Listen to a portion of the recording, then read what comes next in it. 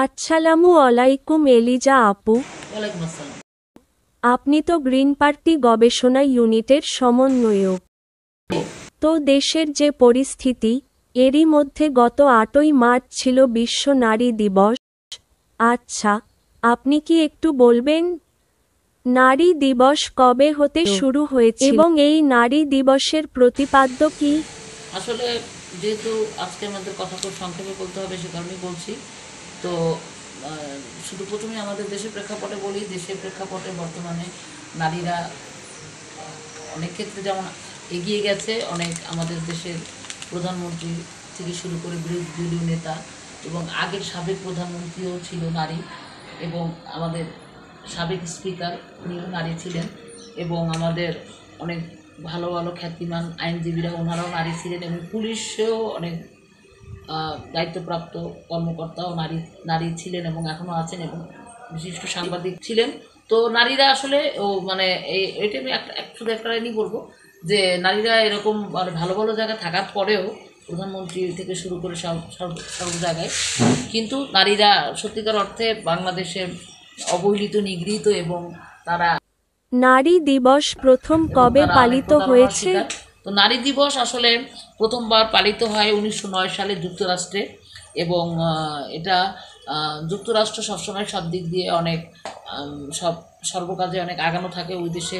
এমনিও আপনার স্কাউটেরও প্রতিষ্ঠাতা ওখানে হয়েছিল, এবং ওনার ওই স্কাউটের যে প্রতিষ্ঠা উনিও লেডি ব্যাডেন পাওয়েল, উনিও যুক্তরাষ্ট্রে আপনার ছিলেন, এবং উনি নারীদের অনেক অগ্রগামী একজন ছিলেন কিন্তু, এবং তার মাধ্যমেই এবং অন্যান্য অনেক নারীদের মাধ্যমে লেডি ব্যাডেন পাওয়েল এবং অন্যান্য নারীদের মাধ্যমে আমাদের নারীরা অনেক এগিয়ে গিয়েছিল 19 শতকের প্রথম দিকে। পরবর্তীতে 1977 সালে জাতিসংঘ কর্তৃক 8ই মার্চকে আন্তর্জাতিকভাবে নারী দিবস হিসেবে স্বীকৃতি দেয়, এবং তারপর থেকে বিশ্বের বিভিন্ন দেশে 8ই মার্চকে আন্তর্জাতিক নারী দিবস হিসেবে পালন করে থাকে, এবং তারা আন্তর্জাতিক নারী দিবস হিসেবে তারা স্বীকৃতি দেয়। এই সময়ে ফোন করে কে? আমরাও আমাদের মতো একটা উন্নয়নশীল দেশেও আমরা স্বাধীনতার পরপরই আমরা যখন আমাদের দেশ স্বাধীন হয়, এরপরে যখন আমরা আমাদের দেশে মানে নারী দিবস আমরা পালন করি, সেটাও আমরা 80 সালের পরপরই পালন করা হয়। এবং আসলে এই মানে অনেক সময় অনেকে বলে যে আমরা শুধু 8ই মার্চ পালন করি, সারা বছর তো নারীদের কাজ কাজ সাথে অনেক ধরনের বঞ্চনার শিকার তাদের হতে হয়।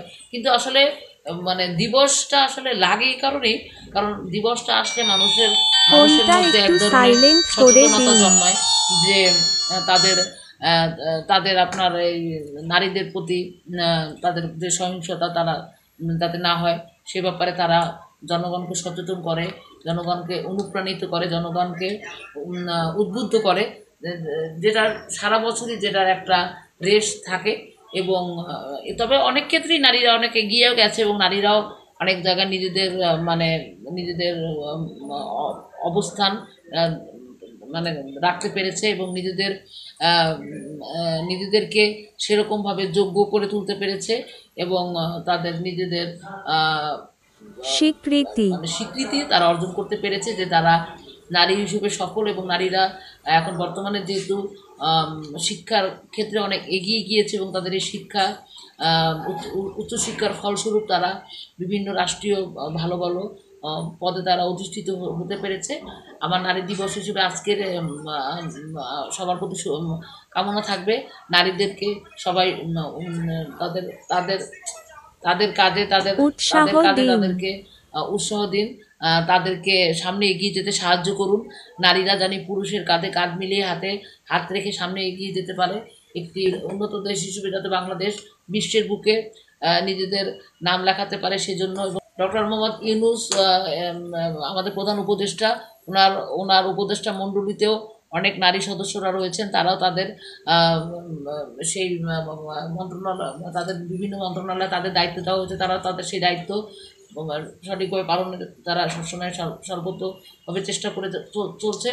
এবং ডক্টর মোহাম্মদ ইউনূসকে আমাদের 8ই মার্চকে উনি শুভেচ্ছা জানিয়েছেন এবং আমরাও তাকে শুভেচ্ছা জানাই। উনিও জানি পরবর্তীতে আমাদের নারীদেরকে সামনের দিকে যাতে এগিয়ে আমরা যেতে সামনের পারি। দিকে এগিয়ে যেতে পারি এবং তার এই যে সে যেহেতু নতুন একটি রাষ্ট্র নতুন করে রাষ্ট্র বিনির্মাণের সে চেষ্টা করছে, সে ব্যাপারে তার নারীদের সহযোগিতাও তার প্রয়োজন।